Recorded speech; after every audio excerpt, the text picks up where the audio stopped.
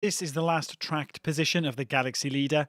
The cargo ship was sailing through the Red Sea, a crucial maritime shipping route, when it was reportedly seized by Houthi rebels.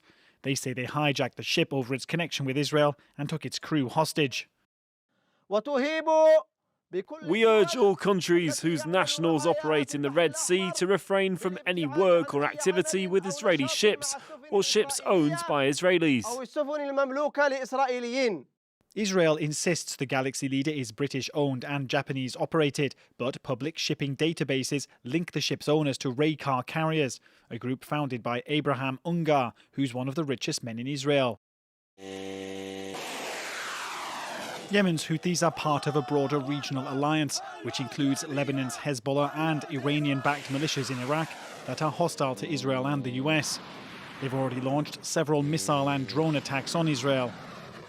On November 7th, they claimed to have temporarily halted activity at Israeli military bases after launching a fresh drone attack. That came a week after another attack on October 31st, which the rebels say targeted southern Israel.